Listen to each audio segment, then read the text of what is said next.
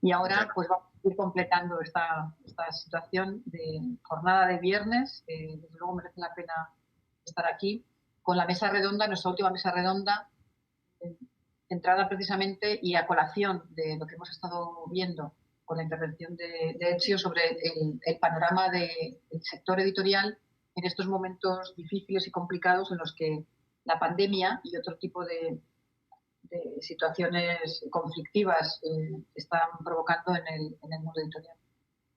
La va a coordinar y la ha organizado Alejandro Dubovnik, a quien le agradezco muchísimo su implicación en estos momentos también complicados de tiempo.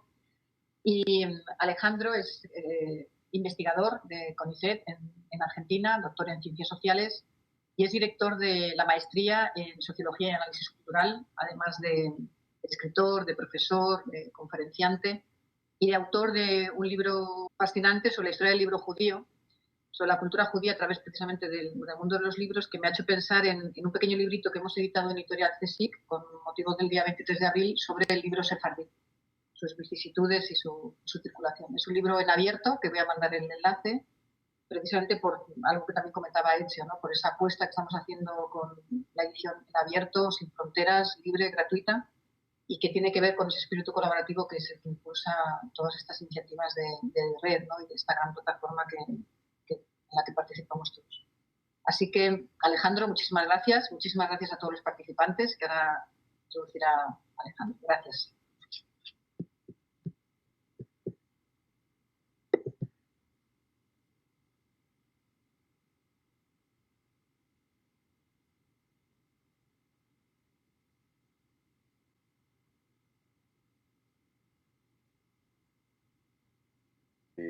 Y primero que todo, quiero agradecer mucho a Pura Fernández y a todo el equipo que organizó este evento por varias razones. Primero, básicamente por organizar esto un año tan cargado de eventos virtuales, remotos, y tener la energía y el compromiso de organizarlo hacia fin de año. Así que es doblemente valorable el trabajo, pero sobre todo también por hacerlo a escala hispanoamericana.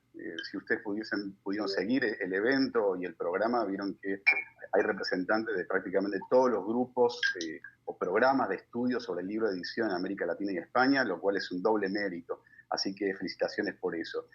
Y por último, también quiero felicitarle y agradecerle por hacer el ejercicio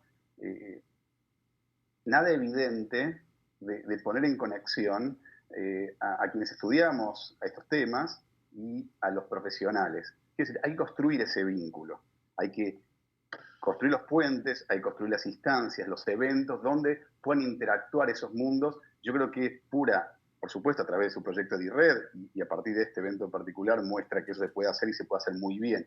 Así que me alegro mucho por esta invitación y por la posibilidad de conversar en este marco. Acerca del nombre de la mesa, que le puse el día después de mañana, preguntas y desafíos del mundo editorial iberoamericano tras la pandemia.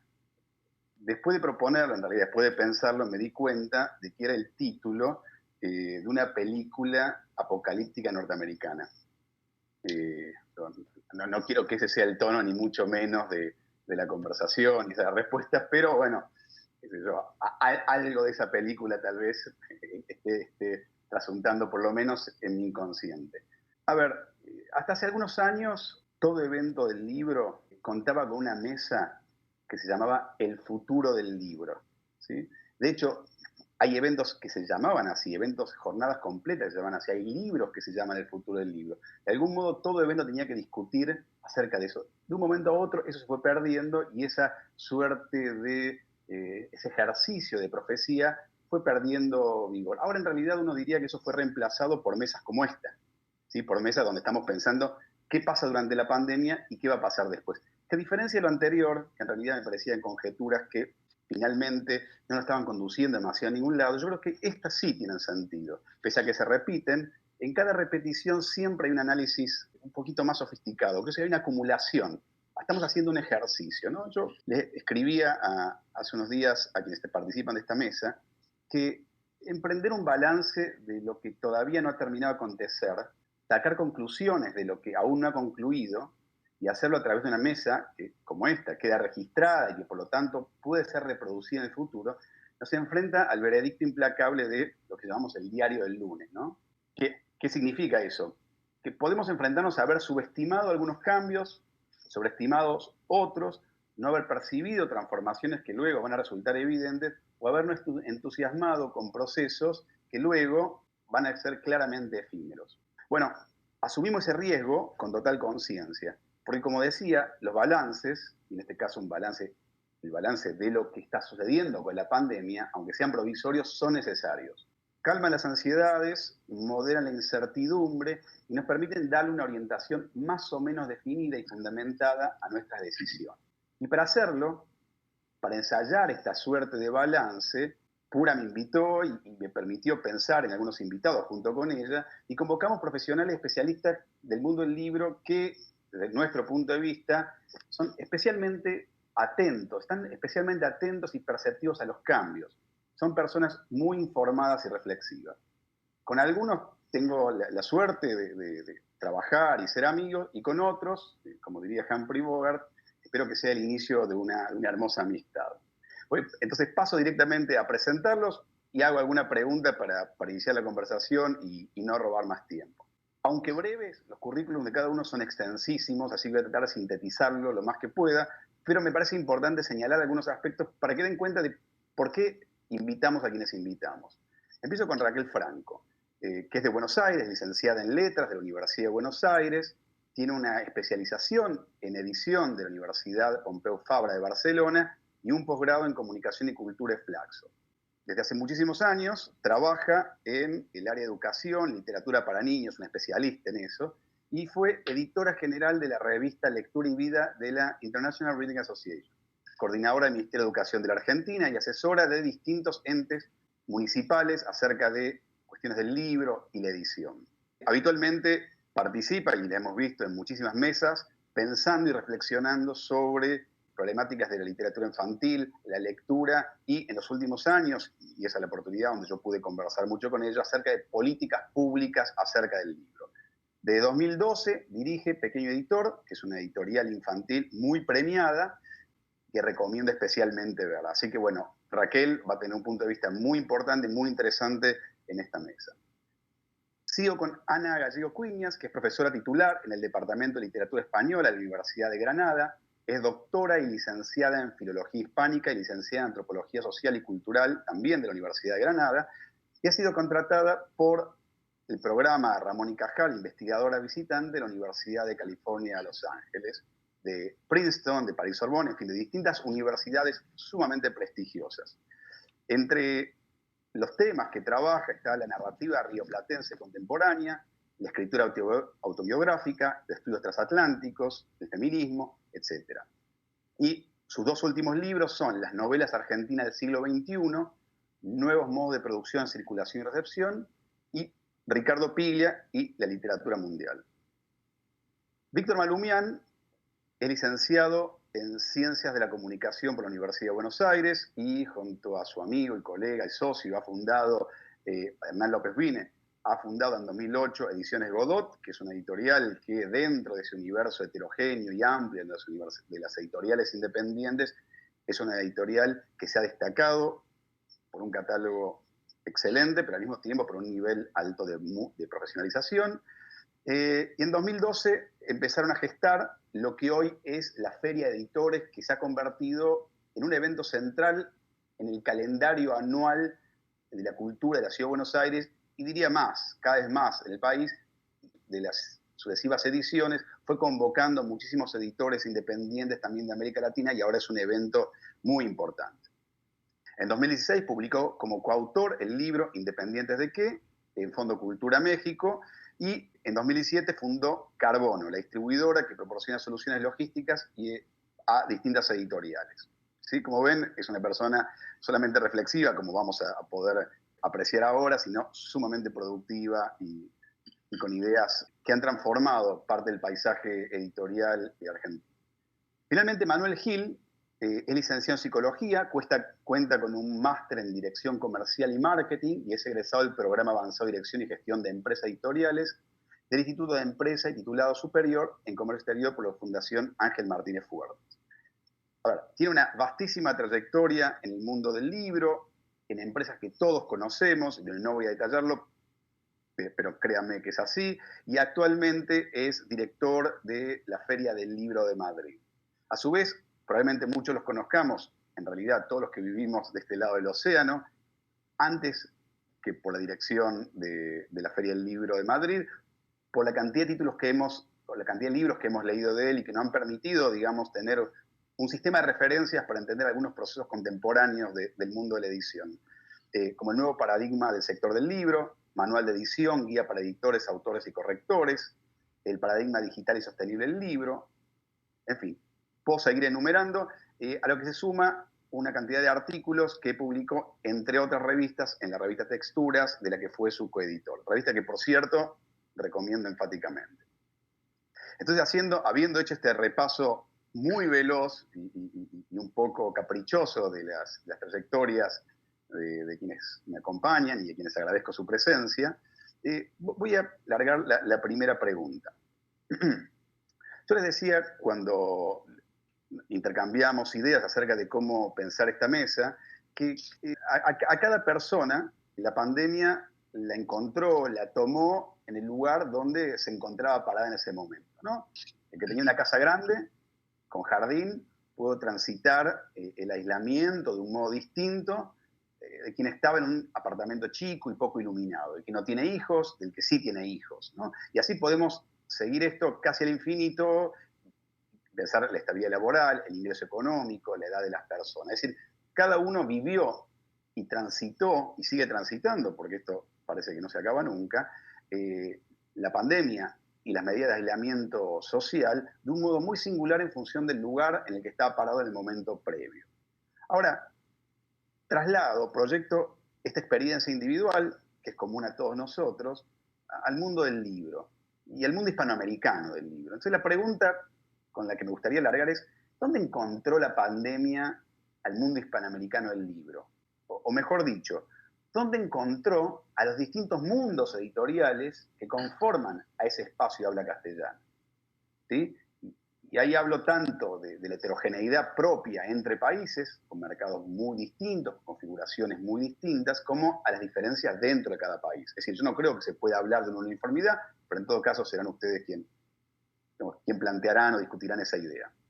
Y solamente para agregar una sola cosa más, me interesa tanto la pregunta del minuto 1 previo a la cuarentena, dónde estamos parados, como también pensar cuáles fueron las transformaciones que nos llevaron a ese minuto 1. Es decir, qué transformaciones, si es que las hubieron en cada ecosistema del libro, cuáles fueron las transformaciones más evidentes, más importantes, que nos condujeron a ese estado de cosas. Y me parece que también es la oportunidad para hacer una suerte de balance, a ver cómo nos encontró, con qué dinamismo, con qué capacidad de ecuación nos encontró parados la pandemia. Ahora sí, fue larga la introducción y le dejo la palabra. Raquel, ¿querés empezar? Hola, ¿cómo están? Gracias, Alejandro. Bueno, gracias a todos por la invitación. Justamente me reía esta mañana por el nombre de la mesa, el día después de mañana, porque me acordaba muy bien de la película y de esta idea de catástrofe. Bueno, y pensaba que finalmente creo que una de las cosas que podríamos concluir es que no fue tal catástrofe. Ayer escuchaba que muchos editoriales iban a terminar, editoriales de Francia y de España, a terminar con niveles similares a 2019 de rentabilidad, lo cual parecía interesante. Pero esto es aparte de tu pregunta, porque me parece interesante que pensemos que por qué no fue tal catástrofe y qué idea tenemos que nos hacía pensar que podíamos llegar a la catástrofe. Y yo de lo que querría contarles un poco es cuál me parece que era el escenario prepandemia para el ecosistema del libro infantil y juvenil en la región, ¿no? Lo más interesante de esto es que hoy se concibe un ecosistema regional, es decir, todos los que formamos parte del ecosistema del libro para niños y niñas concebimos a toda la región como un todo, ¿sí? Por el grado de circulación de autores, obras, referentes, ilustradores y sobre todo pequeñas instituciones y grandes instituciones que nuclean el trabajo y la investigación alrededor del libro. Y sobre todo porque de 2012 a 2015 más o menos hubo una gran decisión de los estados de la región en políticas de lectura que incluían la compra de libros. Esa fue una transformación clave en ese momento, que le dio a la región también una concepción muy orgánica sobre cómo mirarse como sellos en relación con el Estado. Ahora bien, ¿cuál es el escenario actual? A partir de 2015-2016, todas esas ventas cayeron prácticamente, se desactivaron. En la Argentina en el año 2015, en Brasil en 2015-2016, en México desde hace un par de años más o menos, quedan algunas compras en Chile, pero todo ese gran movimiento que se generó alrededor del libro infantil por las compras del Estado, se vio de pronto huérfano de su principal comprador. Y que esto transformó mucho ese mercado, porque efectivamente se produjo un movimiento en los contenidos, es decir, una transformación hacia los mercados internos, y también un desgranamiento de todas esas editoriales que estaban produciendo para el Estado y volcándose a nuevas miradas y cómo iban a construir su nueva producción. Entonces, este escenario, que es de mucha pujancia, de mucha edición independiente, tiene que encontrarse con el desafío de pelear su mercado interno en extrema competencia, pelear adentro del circuito de librerías, que nos encontramos siempre e históricamente en crisis con el modelo, y también pelear sobre todo con los grandes sellos. ¿Por qué digo pelear? Porque uno de los otros rasgos que podríamos decir que forman parte del ecosistema del libro infantil y juvenil es que esa atomización en pequeños sellos cada vez se concibe más en oposición al trabajo que hacen los grandes sellos, ¿sí? Cada vez, y esto pienso que no es solo del libro infantil, pero no me atrevería, pero sí se empieza a concebir como industrias distintas, con necesidades, con expectativas y con trabajos diferentes, ¿no?, dentro de ese ecosistema. Y esa es una autopercepción del sector que es muy interesante porque trae nuevas agrupaciones, nuevas vocaciones políticas, nuevos trabajos sobre las políticas en sí, nuevo tipo de intervenciones. Yo diría que es una autopercepción movilizada por esta transformación de producir para el Estado a perder el Estado. Y al mismo tiempo entonces a transformar mucho sus contenidos. Este es tema de otra charla, pero es muy particular porque se transformaron también los mercados internos. Entonces la pandemia nos agarra, por lo menos en la Argentina, a un mes de la Feria del Libro, donde la mayor parte de las editoriales para niños lanzan sus novedades y se proyectan a lo largo del año. Es el gran momento de inversión de las editoriales, es el gran momento de visibilidad de las editoriales, porque la Feria del Libro de Buenos Aires es muy importante en eso. Entonces, lo que hizo fue generar un stand-by, ¿y ahora qué?, en ese escenario. Porque además, una cosa interesante de notar, y con esto termino para no robar mucho tiempo, es que la mayor parte de la actividad de producción de libros para niños y niñas, por lo menos en la Argentina, en Colombia, en Chile, vienen de las pequeñas editoriales independientes que producen hasta 10 títulos al año, ¿sí? Esto significa que es un desgranamiento constante de novedades que en general se centran en un momento de la temporada, pero que luego se tienen que sostener a lo largo del año. Y entonces la gran actividad cultural, productiva y económica tiene sus puntos en grandes sellos y en cientos de pequeños sellos que hacen su aporte al mercado. Y con esto dejo lugar a que alguien retome este escenario. Bueno, muchas gracias, Raquel. Bueno, habías propuesto un orden. Si quieres seguir. Muy buenas tardes. Muchísimas gracias a Pura y a Edired y a ti también, Alejandro, ¿no? Tú preguntabas dónde estábamos el 12 o el 14 de marzo. En nuestro caso, al igual que en Buenos Aires, con la feria montada. preparada para arrancar. Nosotros entramos en el mes de abril al Parque del Retiro para montar toda la infraestructura de la feria y estaba todo montado. El problema, lo que nos ocurrió a nosotros como feria, que le ha ocurrido en general a todas las ferias, pero también a la propia edición española, es que nos cambiaron la pregunta y no teníamos respuesta. Los primeros datos que manejamos en España a la altura del mes de mayo eran demoledores, pensando en una debacle general donde se llegó a hablar de 1.200 millones de caída en comercio interior sobre un volumen total del año 2019 de 2.400. Significaría, si eso se hubiese cumplido, que el sector habría retrocedido, todas las industrias del libro habrían retrocedido a mitad de los años 80. Es decir, una debacle sin precedentes. ¿Qué es lo que ha ocurrido posteriormente? Y aquí voy a dar los datos que los saqué hace un par de días del último panel del GFK. En estos momentos, en comercio interior, la caída sobre 2019 es el 7,7. Queda incluso la campaña de Navidades. Campaña de Navidades, el comercio interior en España tiene una relativa estacionalidad, a pesar de lo que la gente pueda pensar.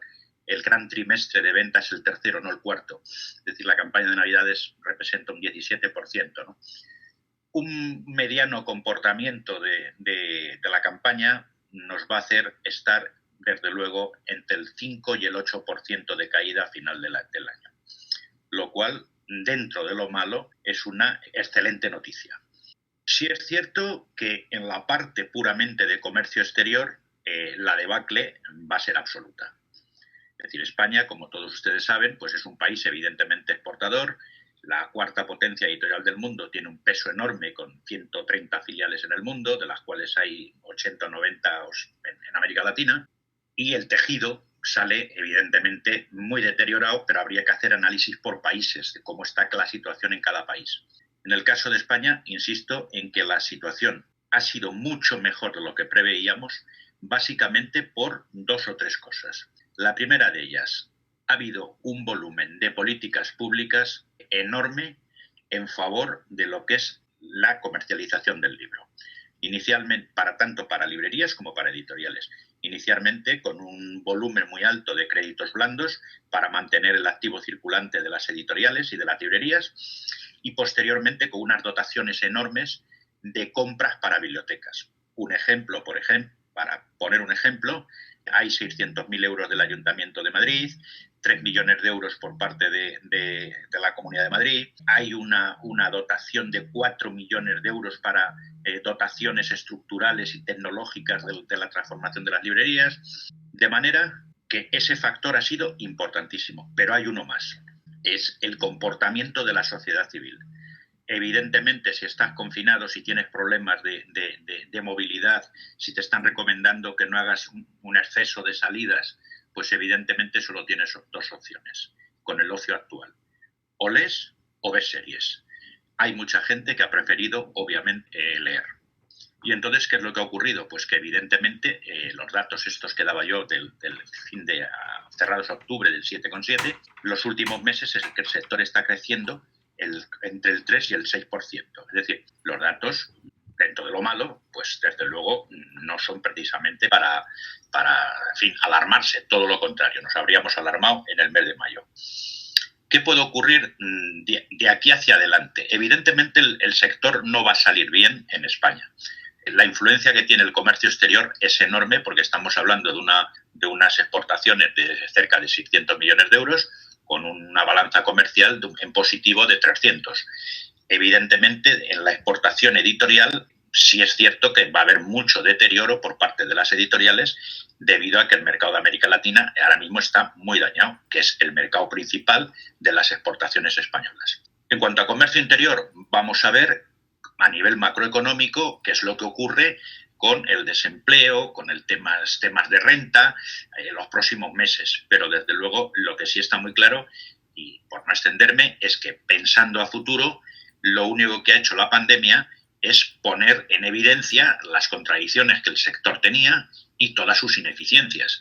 Yo creo que precisamente tenemos que aprovechar la situación de la crisis pandémica para repensar un poco todo. estarán ustedes oyendo hablar todo el mundo de, no, es que hay que digitalizarse. Bueno, sí, pero ¿a qué nos referimos con digitalizarse? Es decir, es que aquí está la pregunta del $1.000.000. Porque, claro, otro factor que hemos observado es la hiperconcentración que se ha producido en el mercado. Amazon en España, en el sumatorio de papel y digital, estaba en torno al 20%. Es el gran triunfador de la pandemia. Es el gran triunfador de la pandemia. ¿En cuánto se va a poner precisamente el comercio, digamos, el e-commerce?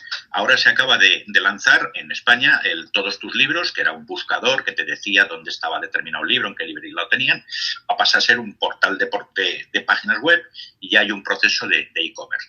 Pero es que Internet lo que está premiando es el tráfico y la rotación. Entonces, ahora se ha llegado tarde en muchos casos a que una librería que no tenía comunidad en torno a ella, que no tenía tráfico, que tenía muy poca rotación, pues evidentemente llega tarde a la digitalización. Entonces, a futuro yo lo que creo es que hay muchísimos retos y desde luego hay una serie de líneas que yo creo que se van a quedar. El e-commerce, la edición en multiformato, multisoporte y multidispositivo, la impresión bajo demanda, atención a los modelos de suscripción, que también la lectura a futuro será un servicio. Y un tema más que yo añado, que es el tema del ecofuturo de la edición y el ecofuturo del libro. Entonces, son las líneas generales de lo que les plantearía. En el caso de la relación de los países hispanohablantes, desde luego lo que sí creo es que hay que empezar a pensar en términos de que tenemos que abordar ya de una vez el tema de la circulación del libro y posiblemente empezar a pensar en términos de cómo avanzar en un mercado único del libro hispano, ¿no? Muchas gracias, Manuel. A ver, creo que hay un par de cosas, ya le doy la palabra a Ana, pero me entusiasmo en intervenir porque me parece que ya se dijeron de Raquel y Manuel un par de cosas súper interesantes. Y me trajo a la memoria un proyecto de Domingo Faustino Sarmiento, que fue presidente argentino en el fin del siglo XIX, que a mediados de la década del 80, poco antes de morir, Sarmiento, que era un intelectual y político, como recién decía, propuso la existencia de un mercado común sudamericano del libro. Ese proyecto, que justamente pretendía generar las condiciones para la producción y circulación del libro, por lo menos en Sudamérica, donde cada estado tenía que intervenir, finalmente no prosperó porque el que no ratificó fue Argentina. Nunca ratificó ese tratado. Pero bueno, pero lo cierto es que eso que sugerís, que me parece fundamental volver a discutirlo, me parece que si de esto podemos salir con esa discusión, creo que todos hemos ganado. Ahora sí, Ana, por favor. Muchas gracias, Alejandro. En primer lugar, quiero agradecerle la invitación a Pura Fernández, no solo como maestra de esta ceremonia, sino como una amiga querida y admirada por darme la oportunidad de compartir espacio virtual con profesionales de la talla de Raquel, de Manuel, de Víctor y de Alejandro, a los que admiro, a los que sigo y con los que llevo dialogando directa o indirectamente durante mucho tiempo. Yo, para responder a tu pregunta, bueno, es que has hecho una batería de preguntas, voy a elegir dos de esas, pues lo voy a hacer y voy a llevar el agua a mi molino desde la edición independiente, ¿no? Que es la que llevo estudiando pues ya casi 7 años. Y para mí los cambios más significativos en la última década dentro del sector del libro iberoamericano han sido 2. Justamente la proliferación de editoriales independientes, pero dentro de esta proliferación, cómo se ha favorecido la visibilización de las mujeres en el sector del libro. Esta transformación creo que es muy significativa y que se ha subestimado, ¿no? Tú nos decías, ¿qué es lo que creéis que se ha subestimado o que no se ha valorado lo suficiente? Pues esto creo que es una realidad en 2 sentidos, ¿no?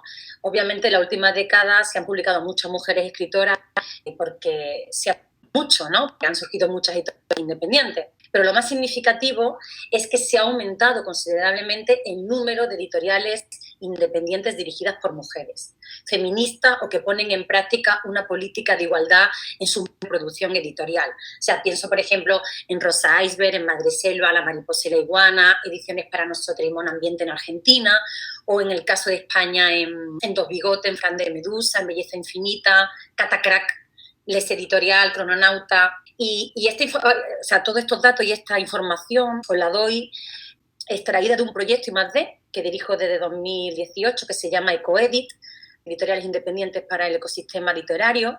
En la actualidad es una plataforma, coedit.org, en la que ya llevamos más de 320 editoriales independientes en lengua castellana, aglutinadas, es la plataforma más grande que existe.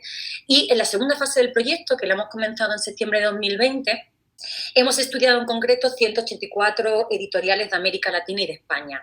Ahí hemos constatado que 117 cuentan con un 50% o más de mujeres en su equipo editorial, algo que no pasaba en 2016, es decir, un 63,59%. Un 90% declara tener un enfoque de género en su línea editorial, es decir, un 48%, o sea, casi la mitad.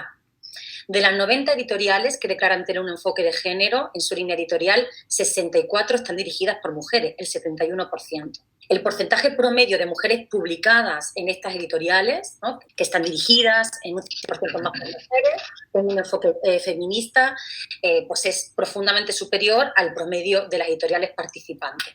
Todo esto me lleva a pensar si en algunos casos la edición independiente puede ser considerada una praxis feminista y si esto debería ser más explorado y más tenido en cuenta de lo que está siendo y si esto nos hubiera ayudado a enfrentar la pandemia de otra manera. Es decir, si esto no nos hubiera hecho pensar en la edición independiente como un modo de producir y de educar en igualdad, pero también en un modo de editorial, como diría Verónica Gago, ¿no?, o casi de desacato, como la posibilidad de una de esas economías diversas, ecoeconomías, decía antes Manuel Gil, ¿no?, lo eco, feministas, ¿no?, que no produce tanta acumulación ni deuda, ¿no?, porque resiste, o de alguna manera, en algunos casos, va incluso en contra del mecanismo de explotación capitalista neoliberal, porque abonan la biodiversidad, el cuidado de los géneros menores, activan políticas de lo común o de la sororidad, ¿no?, la alianza tan fuerte que existen entre diferentes editoras y editoriales, que se ha visto que es fundamental, ¿no?, se ha revelado como fundamental para hacer frente a la pandemia, ¿no?, sobre todo en América Latina se han producido muchas alianzas a muchos niveles. Y que justamente en estos tiempos pues hacen que esa sororidad y esos modos de producción desobediente pues también puedan arrojar ciertas luces al futuro de la edición, ya no solo independiente. Y en segundo lugar, creo que también ha sido importantísimo en la última década la proliferación de ferias independientes, que esto lo decía Ezio antes, y de festivales en toda España y en América Latina, como consecuencia justamente de la reactivación de la esfera pública, ¿no?, las crisis económicas que han impactado en España y en América Latina, donde este tipo de iniciativas locales, colectivas y comunales pues han dado cabida a formatos, a estéticas menos visibles, más disidentes, a sellos artesanales festivos, casi anacrónicas, ¿no?, en el sentido de Vive Urberman, o artesanales, ¿no?, como diría Sennett, que promueven un activismo cultural. Un activismo cultural que también lo ha señalado Manuel Gil, pues se ha visto reforzado en el confinamiento, ¿no? Un tipo de consumidor también que se ha desarrollado en la última década, que es el consumidor de contracultura material, ¿no? Y también es algo que me sorprende que se haya dejado de hablar en los últimos años de contracultura, ¿no?, como si se diera por sentada o como si no existiera, ¿no? No sé. Y es importante, y se nos ha pasado por alto, tengo aquí anotado, el papel fundamental que juegan estas ferias y estos festivales alternativos como dispositivos privilegiados para formar tanto productores como consumidores de cultura literaria, que articulan verdaderas comunidades de lectores, ¿no? Lectores que entienden una forma de vida, lo agamben, que nutren, que ensayan, que intercambian experiencias en estos espacios.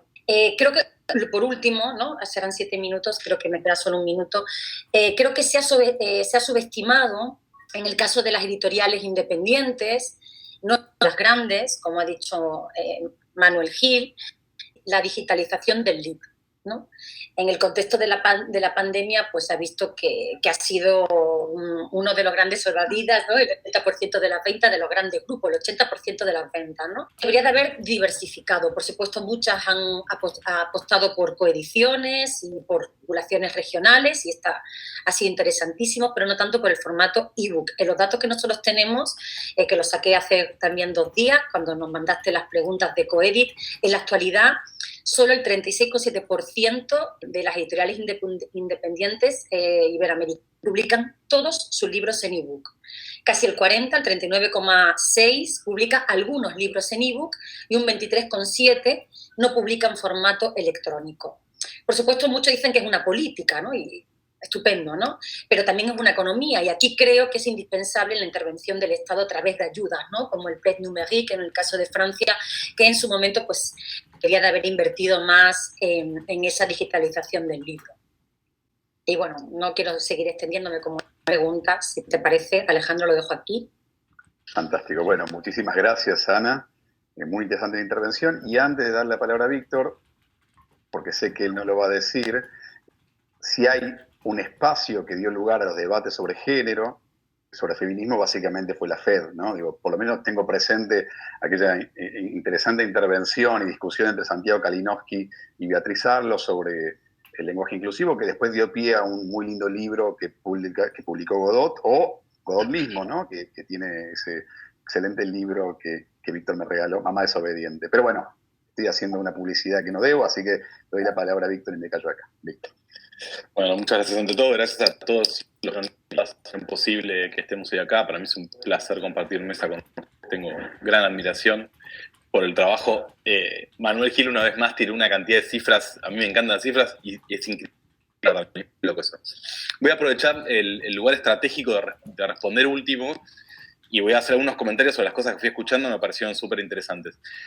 En primer lugar, creo que parte del gran cambio que se dio en el territorio argentino, por lo menos, es que nos somos de 4 años de caída sostenida del salario real durante el gobierno macrista, lo cual tenía a la industria muy golpeada y muy sobreadaptada a las crisis. Digo, cuando nosotros escuchamos, esto no es chicana ni mucho menos, escuchamos lo que pasa con las crisis europeas, un poco que nos reímos, porque las crisis de otra connotación, nosotros en crisis permanente, y además sabemos que cada 4 años no va ni una crisis, porque si no es... Entonces estábamos un poco sobreadaptados. Las fundamentales... si las llega a ver... Sí. Ana, Manuel, ¿podrían cerrar los micrófonos? Porque hay apenas ruiditos que cortan a Víctor cuando habla. Muchas gracias, disculpen, gracias. No se pierden de nada igual.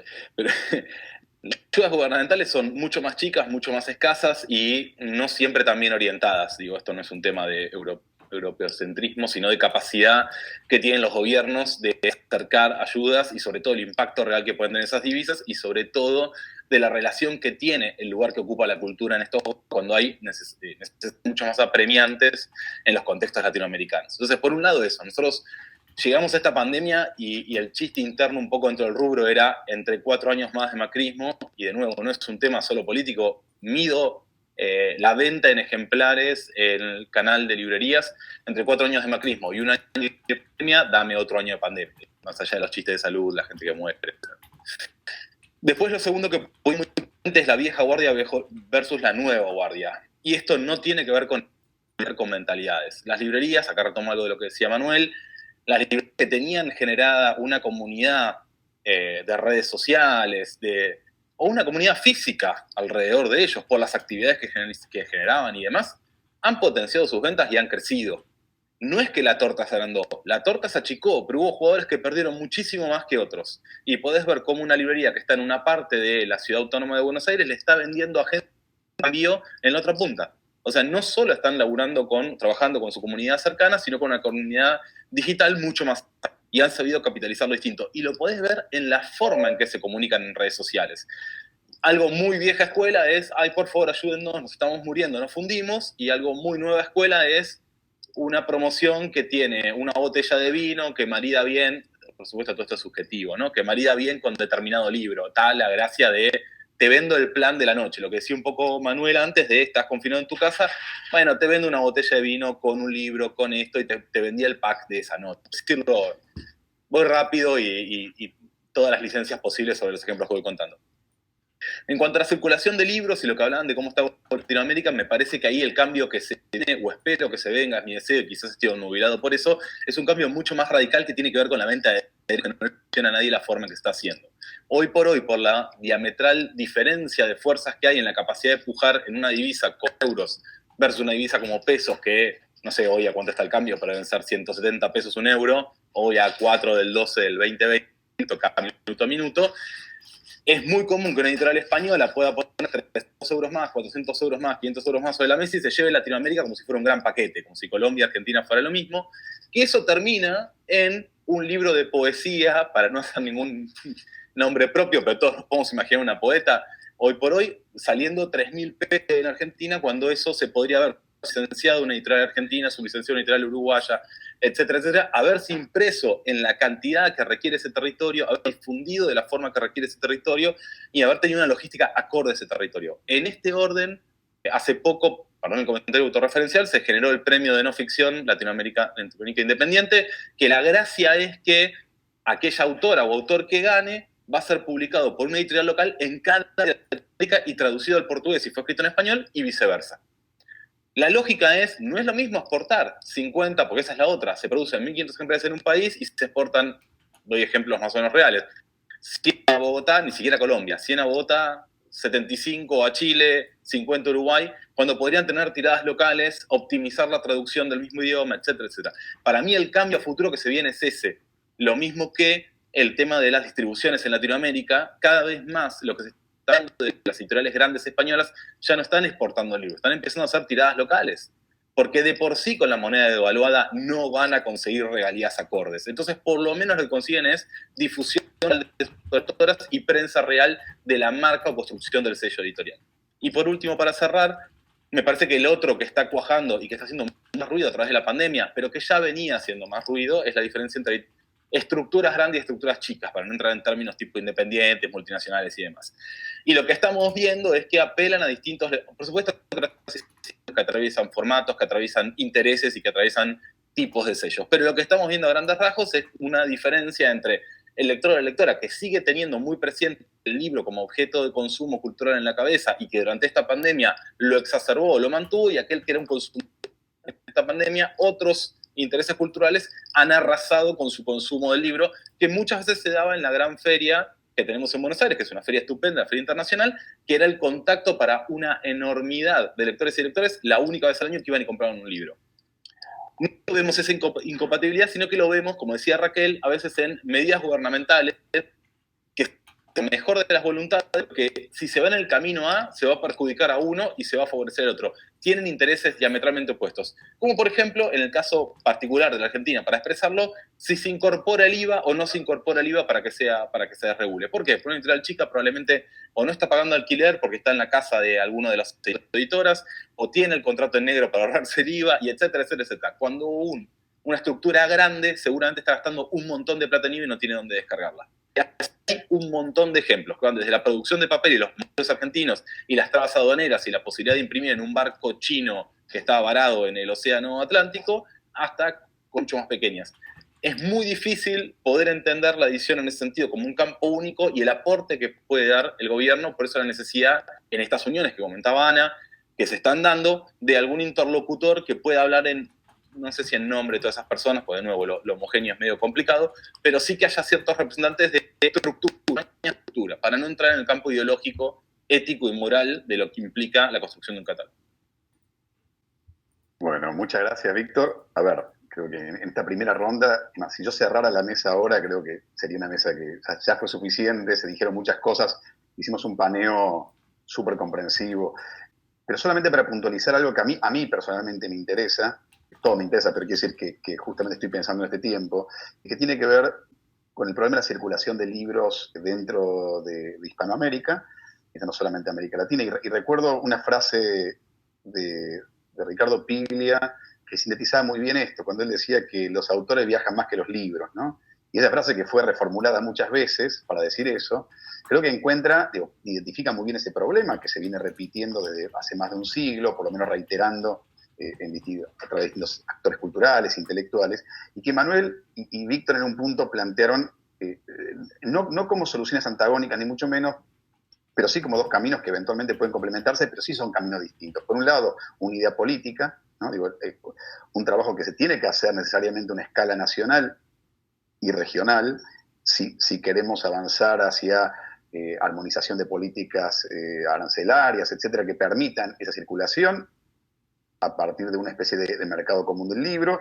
Y Víctor decía transformaciones que están dando, ¿sí?, a nivel de empresa, a nivel de distribuidoras, de editoriales, que empiezan a perforar esas fronteras que hasta acá se habían visto como herméticas, ¿no? Y que en un punto conocíamos mucho más la producción latinoamericana gracias a las editoriales españolas que a partir de nuestras propias editoriales. Y pongo un dato nomás para marcar que esto, que aparece como un problema que se reitera a lo largo del tiempo y que no ha encontrado solución, y por eso se reitera, tiene una base en números muy concretos. En el último informe de CERLALC, del Espacio Iberoamericano del Libro, 2018, muestra que las exportaciones de Iberoamérica, es decir, Portugal y Brasil incluido, las exportaciones, España representa el 65%. ¿Sí? Es el volumen de exportación. Y no estamos considerando que, por ejemplo, parte de las exportaciones de México en realidad son reexportaciones de España. O que no estamos considerando las casi 100 filiales que mencionó recién Manuel. Es decir, hay un diferencial de poder y hay estructuras muy concretas que organizan ese mercado y que definen las posibilidades, ¿no?, de incidir, de poder, de fuerzas para poder construir ese espacio común. Lo cual no significa que no se pueda hacer, digo, es el punto de partida a partir del cual tenemos que trabajar, ¿no? Y en ese mundo porcentual de datos, México tenía el 19% y Argentina tenía un lejanísimo 4% en 2017. Es decir, ese es el lugar que quedó Argentina desde aquella época dorada, ¿no?, de los 40 y 50, como el principal exportador de libros, quedamos en un 4% del espacio iberoamericano. Pero bueno, paso a la próxima pregunta, que es una pregunta que en un punto habla de las editoriales, inicialmente de casos puntuales, experiencias particulares de las propias editoriales, y en ese caso yo creo que Raquel y Víctor nos pueden dar sus propias experiencias, pero me gustaría que Manuel, por un lado, con esa visión de conjunto que tiene, también nos pueda contar algunas experiencias, y por supuesto Ana, con sus investigaciones, que nos acaba de mostrar que tiene una suerte de Aleph guardado ahí en Granada que le permite ver el conjunto del universo hispanoamericano. Entonces, yo les escribía un punto que decía, una brújula sin mapa o un mapa sin brújula, ¿no? Decía que el cierre de las librerías y el freno a la producción de las imprentas de un día para el otro alteraron la estructura básica de la producción y el comercio del libro, ¿sí?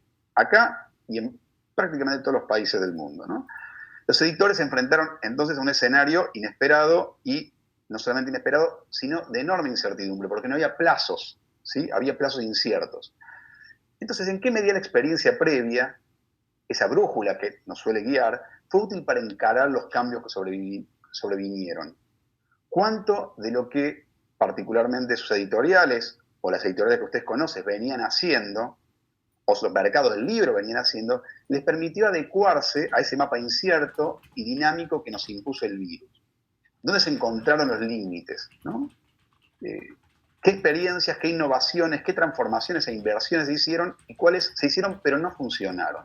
¿Y cuáles de todas esas creen que ustedes que van a quedar? Tal como la otra pregunta, no una pregunta, son muchas preguntas, son amplísimas, pero la idea es que conversemos, que abramos una conversación y que dispare para el lado que a ustedes más les guste. Así que si les parece, vamos a cambiar el orden y vos terminaste, Vic, te doy la palabra para empezar.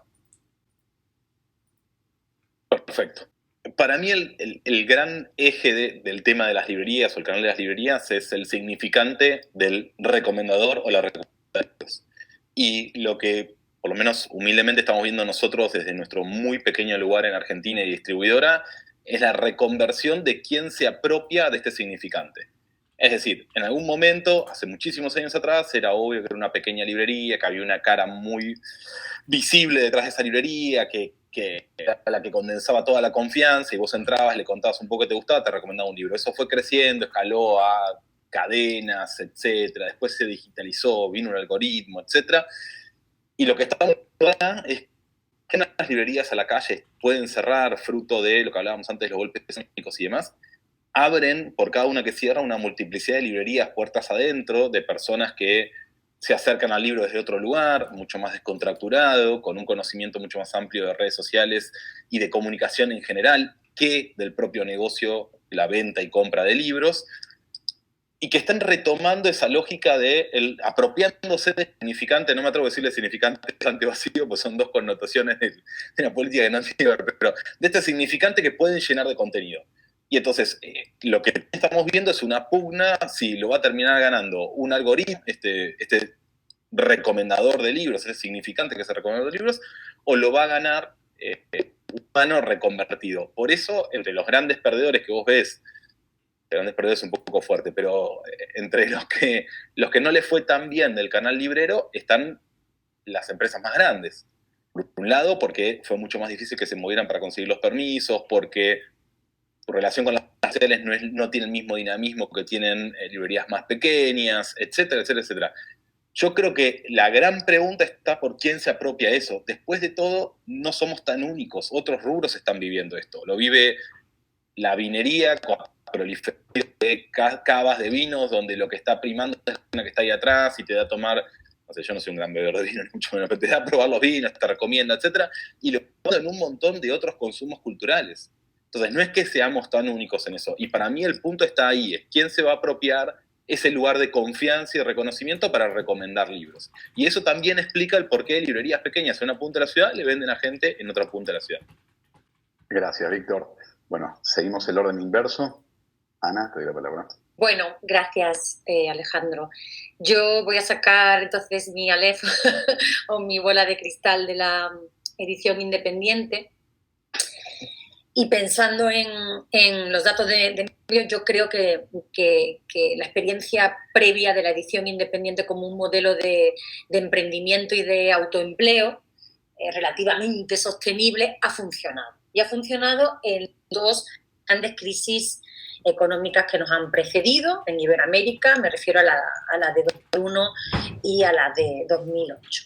En Ecoedit pudimos comprobar que el número de editoriales independientes empezó a crecer, se fundaron muchísimo más, sobre todo a principios de 2001 hasta 2006, o sea, ahí es la crecida mayor, caen en 2008, esto en el conjunto de Iberoamérica, y alcanza su punto más alto en el año 2013. Desde ese momento, la fundación de editoriales ha caído, salvo un repunte muy localizado en el 2016. Pero me voy a centrar en el caso de Argentina y España, ¿no? Porque esta mesa va de eso, ¿no? En el caso de Argentina se producen dos repuntes desde el año 2001. En 2003, que es enorme después de la crisis, 2007 y 2013. En el caso de España hay un repunte muy fuerte a partir de 2008, justo también el año de la crisis, aunque no se puede ver a los valores de 2006, que eso es América, hasta 2013, ¿no? Un año después, justo de los recortes tan duros que impuso el Estado español en 2012. Entonces, está claro que el sector combate, el sector independiente a la crisis publicando más libros también, ¿no? O sea, con más producción. Claro, habría que pensar, esto lo ha dicho Víctor, lo ha dicho Manuel y también lo ha dicho Raquel, si este modelo es realmente sostenible, ¿no? Está claro que pensamos que esto empieza a erosionarse, que se agota. Y si saco la bola de cristal, pues yo creo que a corto plazo, por lo menos de aquí a 2 años, el modelo de edición independiente como autoempleo no se va a agotar. Lo que sí creo es que va a haber mucha más autoedición, que la autoedición, no olvidemos que sigue siendo la base de la autofinanciación y de muchos de estos pequeños sellos. Creo que va a haber también más apuesta por los formatos y por las prácticas digitales, por una producción más sostenible, con menos obsolescencia, más reediciones, tiradas más pequeñas, como también Manuel. Creo que se van a sentir las novedades y sobre todo dos valores que me parecen fundamentales para la edición independiente, que es la apuesta por los autores no, y aquí descarto los autoeditados, y las traducciones por su coste, ¿no? Aunque creo que las pequeñas no van a dejar de ser el laboratorio de los grandes grupos, ¿no? Por lo menos a corto plazo, ¿no? Porque también estos van a tener que exasperar sus estrategias de rentabilidad a corto plazo, ¿no? Incluso de concentración, ¿no? Volvemos a ver lo que pasó en los 80, ¿no? Justamente. Creo que van a seguir también desatendiendo las parcelas que son nichos muy productivos para los pequeños, ¿no? Los géneros menos rentables como la poesía, el teatro, el cuento o el ensayo. En cuanto a las medidas e innovaciones que se han llevado a cabo, bueno, ya ha señalado Manuel la de todos tus libros, que me parece muy, muy interesante y provechosa, aunque no hay que olvidar que en todos tus libros se han quedado fuera las librerías que no forman parte del gremio, que es algo que también me recuerda mucho lo que ha pasado en Perú, ¿no? Que de repente en plena crisis y con el confinamiento, pues las librerías independientes no han podido vender sus libros Internet, ¿no? Porque hay una especie de ley demencial y draconiana por la que no se podían vender los libros en Internet si la librería no duraba más de $900.000 anuales, ¿no? Que es como, pues eso, una auténtica locura. También me parece que lo que ha hecho Rata Natura en España es motivo de reflexión. No sé si nos acordamos del comunicado que publicaron, donde decían que paraban las máquinas, denunciaban lo que había dentro de la sala de máquinas, el problemón de distribuidores, del enorme poder que tienen, del modelo de edición burbuja, de la necesidad de tener distribuidores más sostenibles, ¿no? El CEGAL también ha hecho mucho énfasis en los efectos negativos de esa burbuja, de la cantidad de libros fantasmas que existen, y creo que también habría que poner sobre la mesa pues eso, pues otro, ya no solo que necesitemos de una manera muy urgente que se desarrollen muchas más distribuidoras alternativas o independientes que ofrezcan otros modelos, sino también pensar en un proceso de producción más lenta, ¿no? Una suerte de como el slow professor, pienso mucho en eso, el slow book o el slow editor, ¿no? Una cosa así. O también la distribución, incluso lo que hizo Alquimia en Chile, ¿no?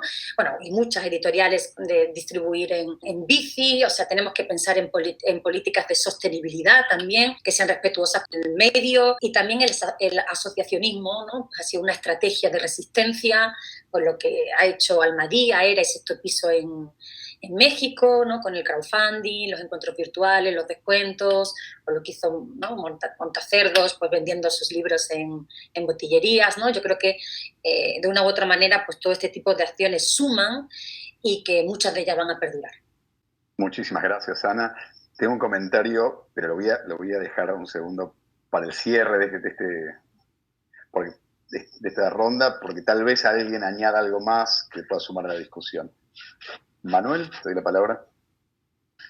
Bueno, varias cosas a raíz del conversatorio y los temas que están surgiendo, ¿no? Hablaba Víctor, ¿dónde va a estar la recomendación? Pues la recomendación y la prescripción hace mucho tiempo que ya no están en los medios impresos. La recomendación va a estar en 3 líneas. Por una parte, en las redes sociales, a través de Booktuber y Youtuber, a través de los algoritmos y a través de los libreros. Dicho esto, las librerías están descendiendo en toda Europa. Yo el otro día publiqué la tabla de Eurostat del descenso que hay de librerías en Europa y estamos hablando del 18%. Hay diferencias entre países, es decir, es un fenómeno ciertamente curioso, ¿no? En el caso de España, agremiadas hay aproximadamente unas 750 librerías. Sin embargo, el volumen que CEGAL hace público de librerías llega a 3.000, ¿no? Supongo que ahí lo que hay es una cantidad de librerías papelería, etcétera, ¿no? Lo que son librerías independientes, agremiadas al sector, aproximadamente por debajo de 800, ¿no? El problema es que cuando un sector editorial produce 80.000 títulos, la exposición únicamente por medios online no basta. Necesitas ventanas. Y el problema es que vamos a un futuro donde las librerías con márgenes muy pequeños, que no olvidemos que las librerías en España tienen a su vez otro problema, que es que tienen un margen de 7 u 8 puntos inferior al que tienen en Francia o en Alemania. Me parece que era Ana la que hablaba de que tiene que haber más distribuidoras. No. Tiene que haber menos distribuidoras. O sea, la distribución, por si desconoce este dato, en Europa, en la mayor parte de los países, normalmente hay 2 o 3 distribuidoras. 2 o 3 distribuidoras. En España hemos llegado a tener 130 y tantas, porque teníamos una estructura de la distribución a través de hubs locales, derivado de la época de la dictadura, donde hacer un libro que se hacía en Barcelona para que llegara a Cádiz era una locura. No había infraestructuras. Por tanto, teníamos un modelo absolutamente obsoleto de distribución que está en un proceso de concentración. Otro tema que ha surgido, las editoriales independientes. Evidentemente es un fenómeno universal el crecimiento. El problema es que en países donde la concentración avanza, el espacio de mercado cada día es más pequeño. Porque claro, en España, por ejemplo, en los últimos 8 años, los dos grandes grupos españoles, su cuota en librerías ha pasado del 26 al 40.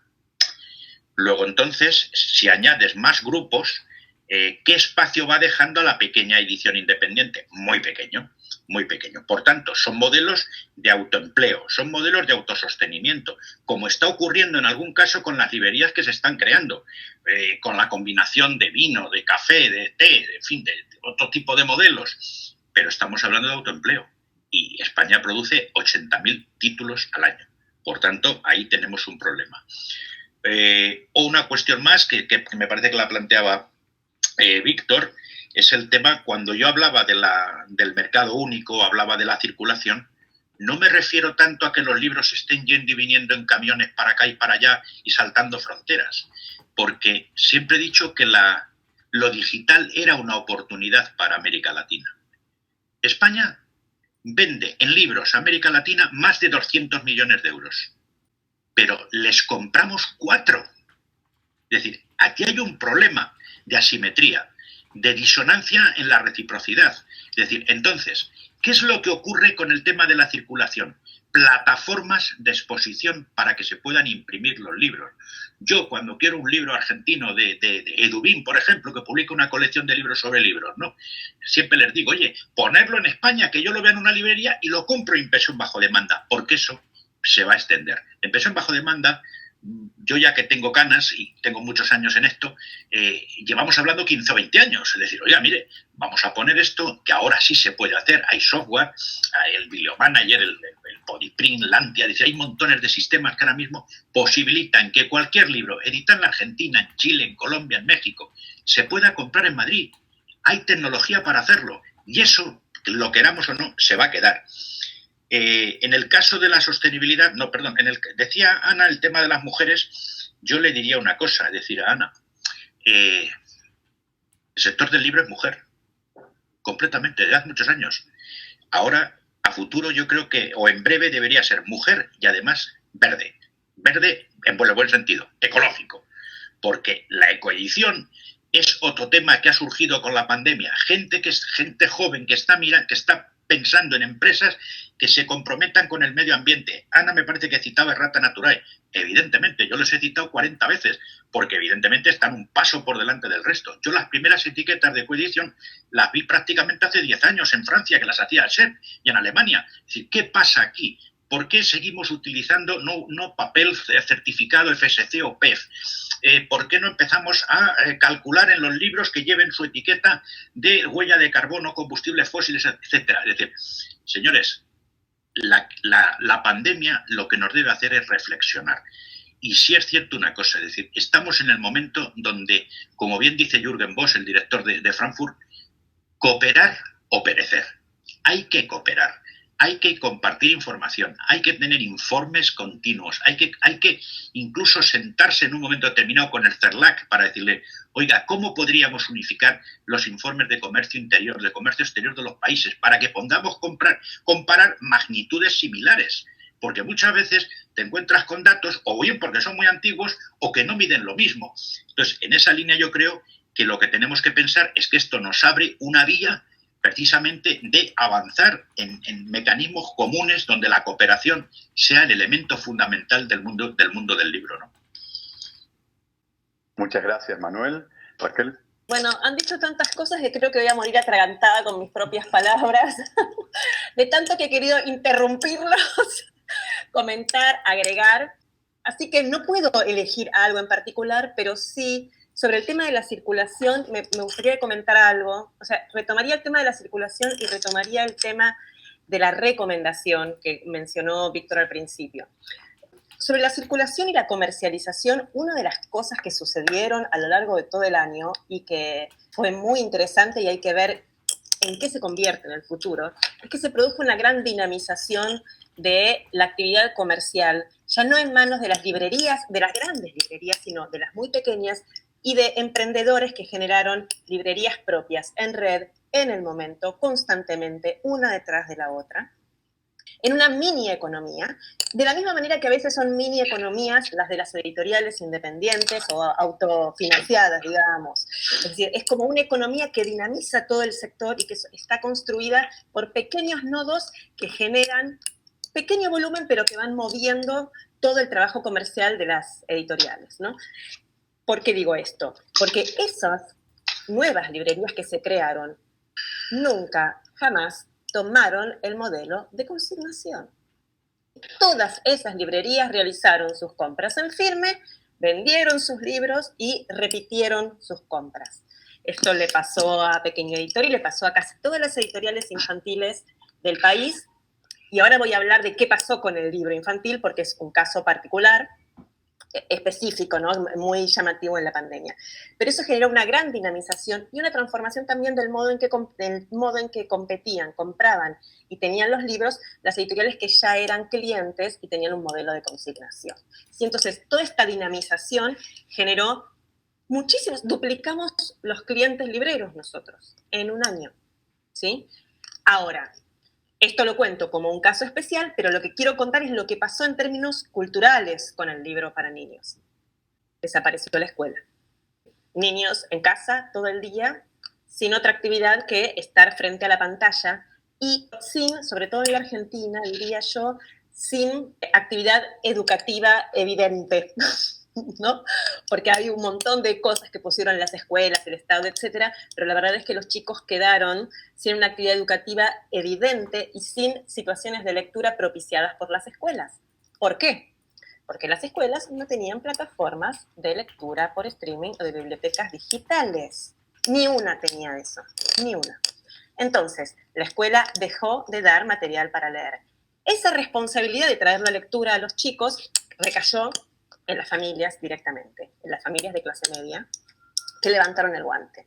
Con lo cual se generó muy rápido una gran ansiedad por proveer de lectura a los chicos, sobre todo a todos aquellos que estaban en sala de 5, momento de aprendizaje de la lectoescritura, primer ciclo, etcétera. Digamos, esa franja de edad entre los 4 y los 7 años se generó un boom de recomendación, circulación, compra y producción de libros. ¿Sí? Muy rápidamente acá las imprentas empezaron a trabajar otra vez en mayo y con lo que trabajaron principalmente fue con el libro para niños, porque se generó un boom muy grande, un boom de los clubes de lectura, ¿sí? Que crecían enormemente, los clubes de lectura para niños que entregaban mensualmente.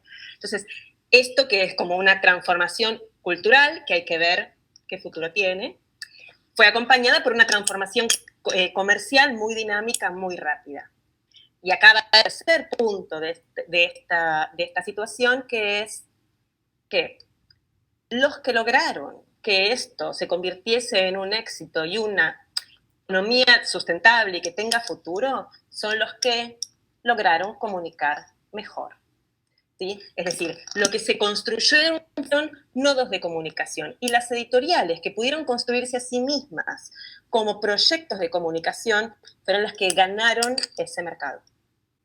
Y esto en la Argentina tuvo mucho proceso de discusión también, porque uno de los grandes, bueno, acá nos gusta discutir absolutamente todo, pero uno de los grandes problemas que se suscitaron fueron si los libros podían mostrarse visualmente y leerse frente a las pantallas de las redes o no se podía. ¿Sí? Esta fue una discusión crítica que atravesó a todo el sector de los autores y de los ilustradores. Es decir, ¿podía un promotor de lectura abrir un libro y mostrarlo y leerlo para todos los niños que quisieran verlo? ¿Ese video podía circular? ¿Ese material, gente narrando, podía circular? ¿Era legal? ¿Le estábamos quitando sus ingresos a los autores? ¿Le estábamos quitando sus ingresos a los editores? ¿Iba a matar a los libros? ¿Iba a desarrollarlos? ¿Cuál iba a ser, digamos, qué contenido, qué secuencias tendría que circularan de esa forma? Editoriales que lo autorizan, autores que no lo autorizan, con cada libro es un asunto, pero la verdad es que los libros que más se vendieron fueron los que más se mostraron. Es decir, esa tarea de promoción de la lectura que se da en la intimidad, mostrando un libro a 30 niños, se dio a las redes mostrando un libro quizás a 100 mamás, que es una gran diferencia. Entonces, tratando de volver atrás con toda esta reflexión, me parece que hay algo que tiene que ver con, en el espacio de la virtualidad, quién comunica mejor es una disputa, y cómo vamos a jugar eso con los algoritmos. También va a ser una disputa interesante que vamos a ver en los próximos días, en los próximos meses, y no tiene que ver para mí con estrategias de marketing. Yo no lo sacaría del marketing a la comunicación, me parece más rico para pensar. Por otro lado, esta dinamización de lo comercial en qué va a transformar realmente la actividad de las librerías y qué librerías vamos a tener en el futuro, efectivamente. Y por último, qué va a pasar con los derechos, que no son solo los derechos digitales, porque de eso podemos hablar un poquito más, que tiene que ver con las bibliotecas por streaming, etcétera, sino qué va a pasar con el derecho a comentar un libro en público, ¿no? Si eso también va a estar en disputa.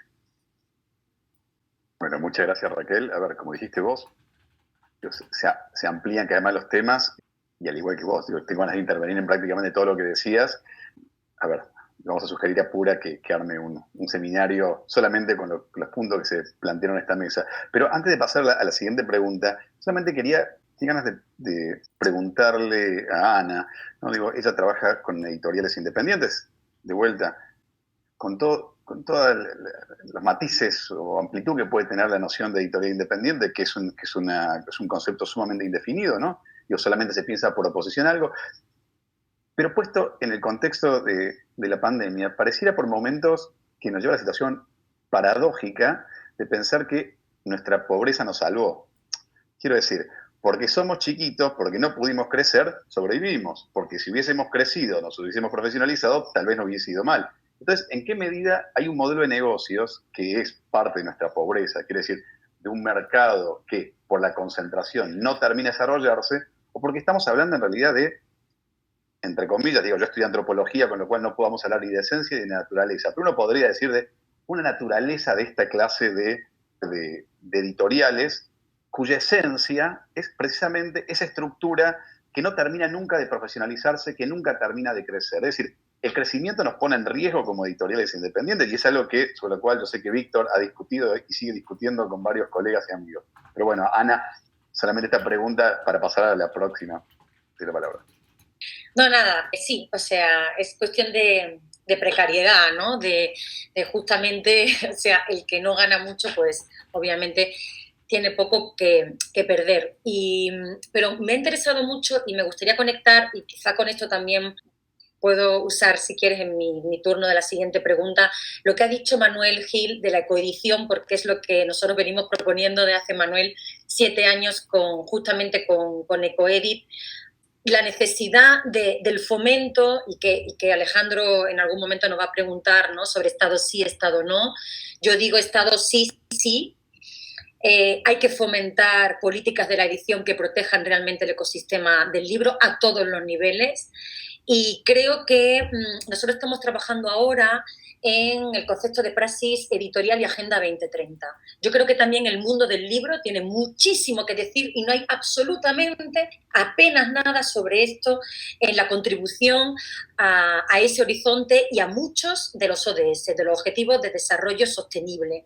Creo que está muy bien que se compren millones de libros para paliar la crisis, pero que creo que también el Estado debe invertir en ciertas políticas. Nosotros hemos detectado 4, o sea, en sellos que lleven políticas de edición bibliodiversas, es decir, pues que justamente cuiden los géneros menores, a los noveles, a las mujeres, a la traducción a lenguas no hegemónicas, políticas de igualdad, de paridad en la contratación, de implementación de lenguaje inclusivo, políticas de sostenibilidad, como la habéis mencionado antes, es decir, el uso de material reciclado, de distribución sostenible, compartida y también de inclusión, que es algo que también se nos olvida, y hay muchas editoriales pequeñas también, por supuesto las grandes que cuentan con más recursos, pero hay muchas pequeñas que se están dedicando ahora a autores y a libros diversos funcionales, al tema del audiolibro, a etnias más minoritarias, a los colectivos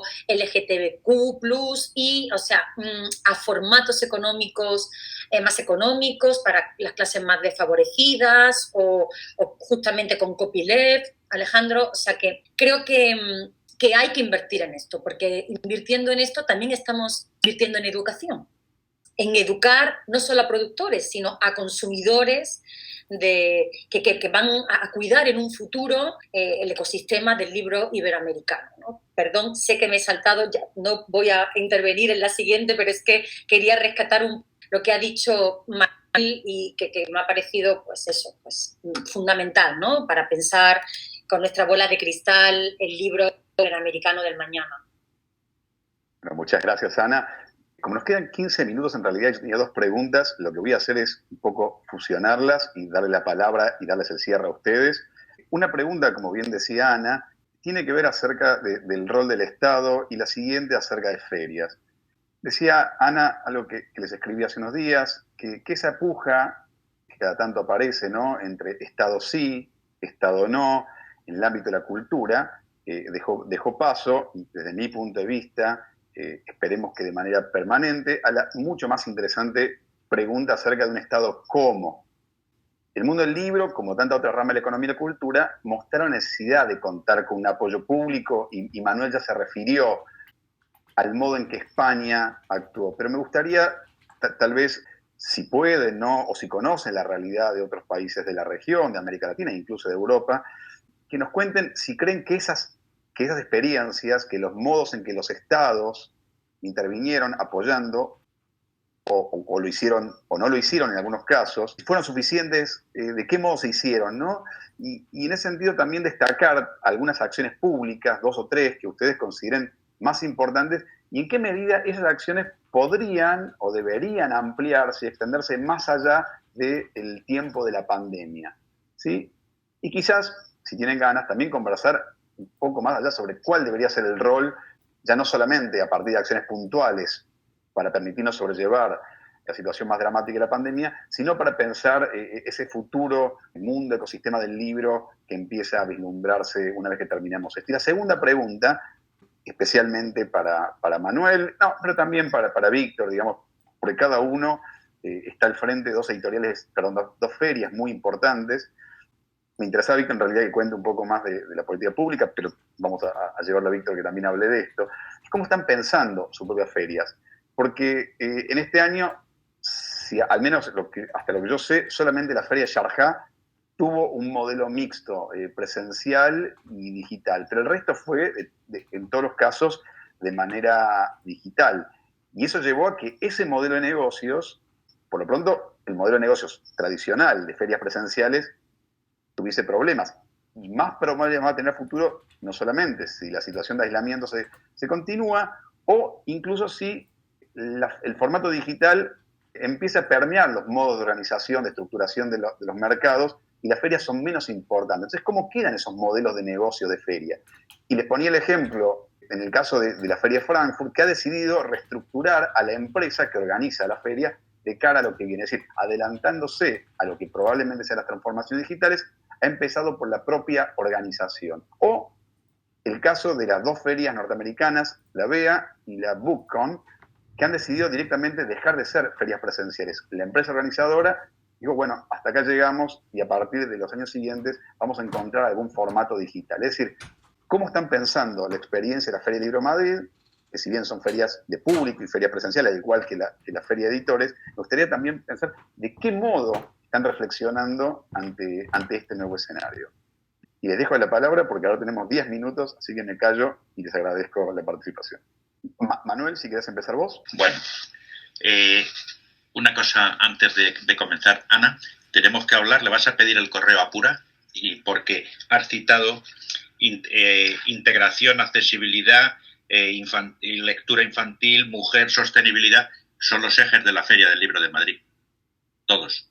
Así que tenemos que hablar de eso, y este es un artículo del Publisher Weekly, ¿vale?, sobre el tema. Bien, vamos al grano. Las ferias. Los modelos B2B ya venían ligeramente tocados antes de la pandemia. ¿Por qué? Porque los modelos de compra entre empresas se habían desestacionalizado. Cuando yo empecé a viajar a América Latina, yo parecía el hombre de los caramelos. Iba, me abría la gabardina y sacaba el muestrario. Claro, esto pasó a la historia. A partir de un momento determinado, pues ya tienes un tráfico habitual de comunicaciones de las novedades, tienes un tráfico donde las importaciones hay un grupaje de diferentes editoriales, etcétera. Los modelos de compra, yo creo que una de dos, o se especializan en temas de derechos y tal, o va a ser delicado mantenerlos, ¿vale? Sin embargo, los modelos B2B tenemos un problema, porque una de dos, o vives de la boletería que dicen ustedes, o vives precisamente de los propios expositores que pagan por los stands. En nuestro caso, una feria que mueve 2,4 millones de personas y que no tiene prácticamente dinero público. Ojo, que dependemos de los expositores, de patrocinio, de empresas colaboradoras, etcétera. Es decir, nosotros evidentemente tenemos que volver a la feria presencial. Y de hecho estamos pensando en 2021 volver a una feria presencial. La vamos a retrasar al segundo semestre pensando en la evolución que pueda tener los tratamientos, la llegada de las vacunas, etcétera, ¿no? Dicho esto, una de las enseñanzas de la pandemia es que tenemos la posibilidad de hibridar el contenido. De manera que, evidentemente, aunque vayamos a una feria presencial todavía con algunas restricciones, lo que sí nos hemos dado cuenta, y de hecho lo que hemos hecho este año ha sido un experimento, lo hemos hecho como un laboratorio, que funciona, que no. Nos ha llamado la atención, por ejemplo, hicimos un cuentacuentos un sábado, que yo casi estaba por oponerme a eso. Digo, esto es una cosa rara que los niños un sábado a la mañana los enchufen los padres a una pantalla. Hubo 13.000 personas enchufadas al cuentacuentos. En la pandemia, hablaba Raquel, y quería decirle, lo que más se ha vendido es ensayo general y libros infantiles y libros de fondo. Es lo que se ha vendido, al margen de crecimientos en ebook, crecimientos en audiolibros y crecimientos en préstamo. Dicho esto, los modelos que nos basamos, evidentemente, en formatos presenciales de público, una de dos. Si no se pudiese volver a la presencialidad, tendríamos un problema de sostenibilidad, porque no nos olvidemos de una cosa: las ferias digitales son enormemente ruinosas, son coste puro y duro. Otro problema es que tú tengas un acto que tú puedes hacer en un pabellón y una conferencia, imaginemos, de Ana, una conferencia sobre el tema de la edición, de la ecoedición. Asistencia, 60, 70 personas, lo que coja el completo del pabellón. Tú haces cualquier cosa y si tienes suficiente interés puedes tener miles de personas viendo ese contenido. Las ferias, en cierto modo, lo que también rescato, y esto quiero que se entienda bien porque lo dije un día y no se entendió bien, han perdido patria, han perdido país. Es decir, son transnacionales. Es decir, ahora mismo está la posibilidad de que yo pueda seguir. Ayer estuve viendo los vídeos de Guadalajara. En otras épocas viajaba allí, pero por ejemplo de Lima, de Buenos Aires, de Colombia. Es decir, tú puedes estar siguiendo la feria en directo. Nosotros hemos hecho algunos experimentos en estos años de atrás, pero claro, el peso de la parte presencial de nuestra feria es fundamental. Nosotros tenemos 700.000 euros de ingresos derivados directamente de expositores y luego otros 500.000 de empresas y patrocinios y colaboradores. Yo creo que no hay que... Ferias virtuales, no todo es virtualizable. Es decir, tú puedes virtualizar un salón de derechos, sí, pero ¿cómo virtualizas la magia, la emoción, la erótica de estar delante de un autor, hablar con él, hacerse un selfie, darle un beso? Es decir, mire usted, eso no es virtualizable. Entonces, ahí tenemos un problema las ferias que dependemos del público. Los que tenemos modelos B2C tenemos un gran problema. Yo tengo una confianza absoluta en que, evidentemente, la llegada de vacunas, la llegada de los tratamientos durante la primera parte del año, pues todas las ferias, lo que va a haber es una concentración, estoy observando, de ferias en el segundo semestre, eventos, salones, todo se va a ir al segundo semestre, pensando precisamente en lo mismo. Si esto se prolongase mucho en el tiempo, evidentemente las ferias presenciales tenemos un problema porque son insostenibles por las estructuras.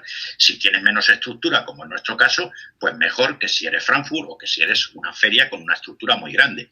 Ahora bien, las ferias virtuales, para montar una feria en 360 grados con inteligencia artificial, realidad virtual, realidad aumentada, avatares, haciendo un simulacro de lo que sería virtualizar un recorrido por el Retiro en Madrid, visitando las 360 casetas, eso cuesta un dinero inmenso, muchísimo. Y no lo puedes amortizar a varios años, pero desde luego lo que no te vas a encontrar es mucha dedicación por parte de los editores y de los expositores a pagar precisamente por tener un stand virtual. Entonces, ojo con ese tema, lo hablaba hace poco también con unos editores franceses y no lo veían nada claro. Entonces, ¿la idea cuál es? Pues evidentemente la conclusión que sacamos es, vamos a ferias híbridas, es verdad, vamos a ferias presenciales, pero ojo, porque tenemos que digitalizarnos nosotros también, igual que hablamos que las editoriales, las librerías, todas las industrias se digitalicen, evidentemente las ferias también. ¿Y dónde está la digitalización quizá más importante manteniendo lo presencial? En el contenido, en hibridar el contenido y en meterlo en directo, enlatarlo y hacer muchísimas cosas en directo. Hemos hecho experimentalmente una cosa que le hemos llamado Hablan los Gurús, donde estaba Porter Anderson, estaba Nabozka, estaba Michael Bhaskar, y eso, por ejemplo, nos hemos dado cuenta, ha sido seguido incluso en Estados Unidos, que ha sido el tercer país con mayor visionado, precisamente en 2 de ellos que eran de Estados Unidos. Nos ha llamado la atención. Es decir, curioso, ¿no? Entonces, hemos hecho eso como experimento, pero en definitiva, los que tenemos modelos B2C, desde luego, no podemos movernos de un día para otro, porque lo que hemos visto es que las ferias virtuales son coste puro. Ahora, vamos a ferias híbridas, eso no me cabe la menor duda. Muchísimas gracias, Manuel. Pura, yo sé que estamos justo sobre el tiempo, te pido 10-15 minutos más. ¿Podemos? Imagino que sí. Es que estoy tan fascinada y tan enganchada que me ha costado hasta conectarme al micrófono. Sí. Podemos, fantástico, te agradezco mucho. Víctor, ¿querés seguir vos? Y después vamos con Raquel. Te doy una mano y voy a ser hiper breve, porque estoy de acuerdo en todo lo que dice Manuel. La única... Es bueno hablar después de Manuel, que uno solo siente. Tengo un mínimo detalle. Creo que Manuel decía 2.5 visitantes. Nosotros tenemos 15.000 personas en 3 días. Eso habla de las magnitudes.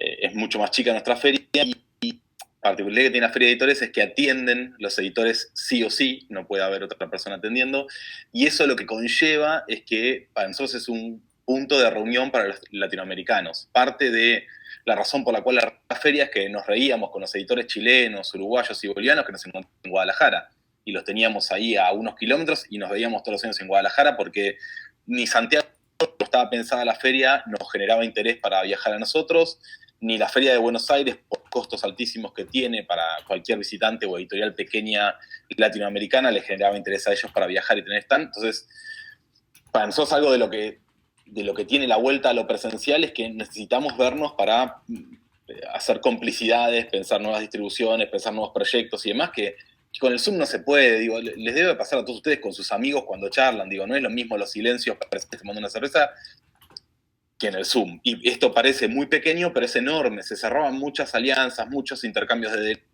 publicación, recomendaciones de autores y traductores, etc.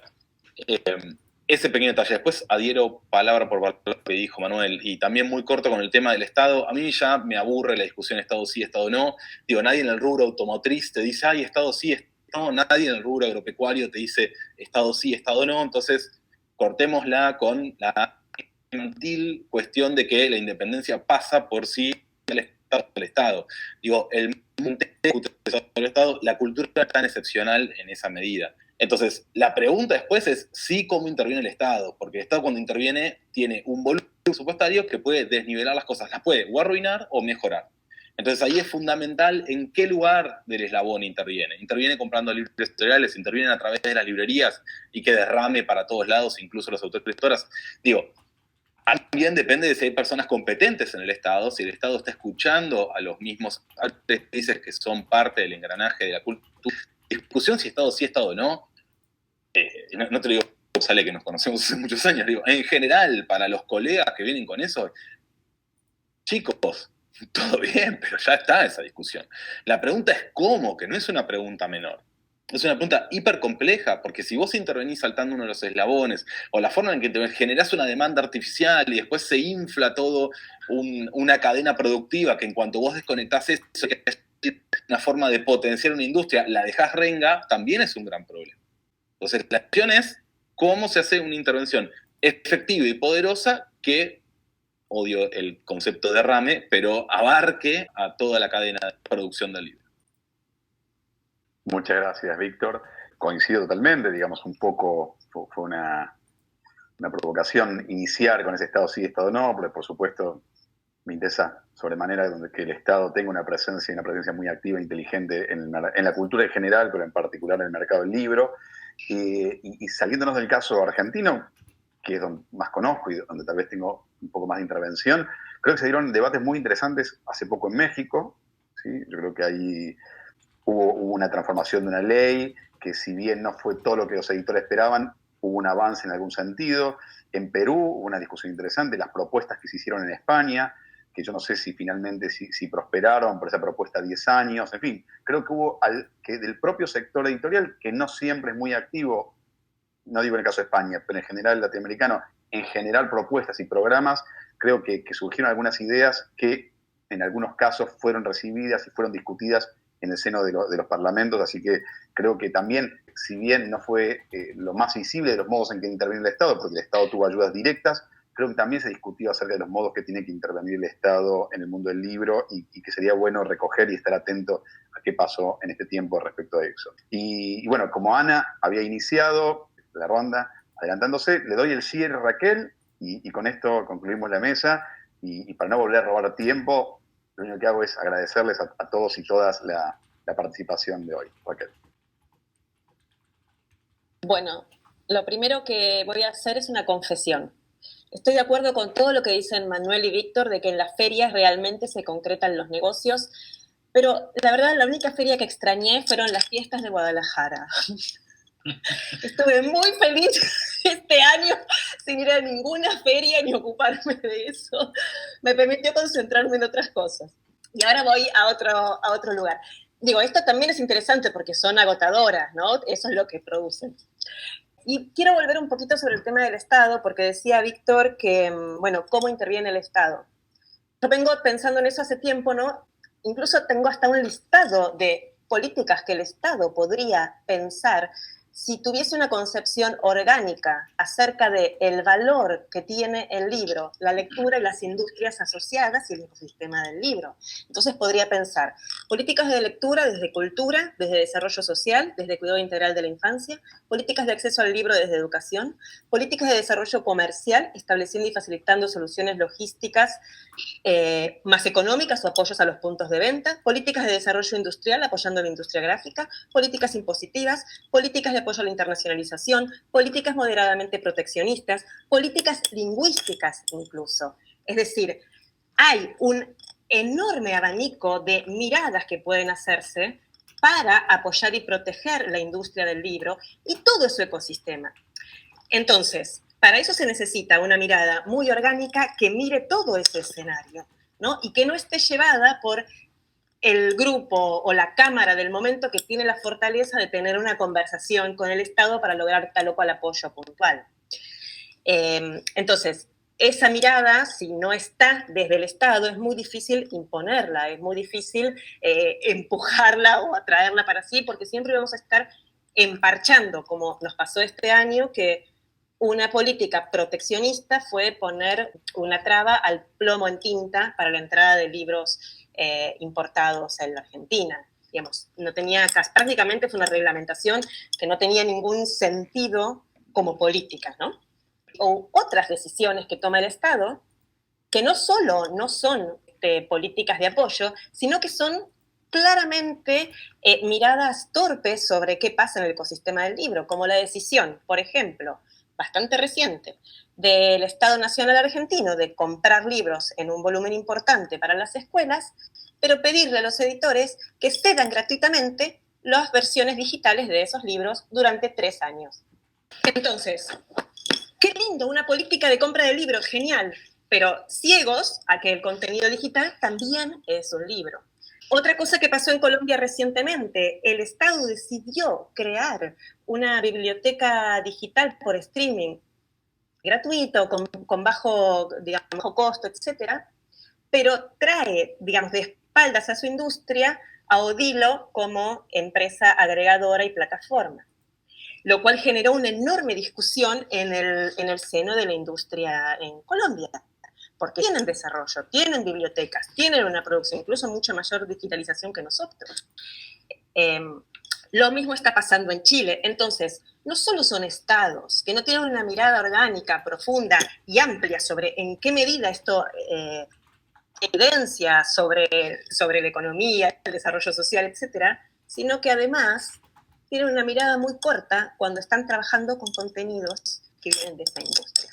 Entonces, me parece que de la investigación, los profesionales, lo que nos toca es tratar de ampliar esa mirada y profundizar, digamos, la concepción, digamos, la autopercepción del sector del libro para poder transformar también la mirada que tiene el Estado sobre nosotros. Bueno, muchas gracias Raquel y nuevamente gracias a ustedes por haber aceptado participar. Entrado diciembre, cierra el año, cansados, agotados de tanta pantalla y sin embargo están acá discutiendo apasionadamente, así que muchas gracias y bueno, nos estamos viendo, ojalá que la próxima cerveza o café mediante. Adiós.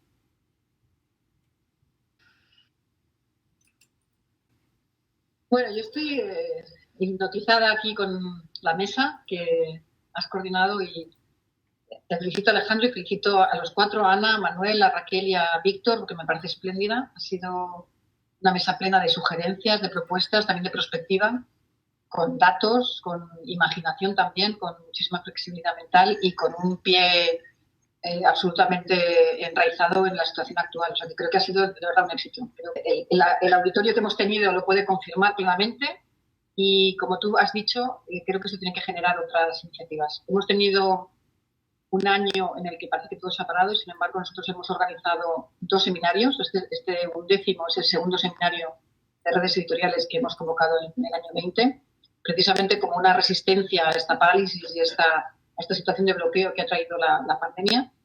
Y creo que ya a partir de esta mesa yo he tomado tantas notas que va a ser complicado plantearnos un año 21 con 3 convocatorias de seminario, pero desde luego una grande y ambiciosa está más que asegurada. O sea, que de verdad, muchísimas gracias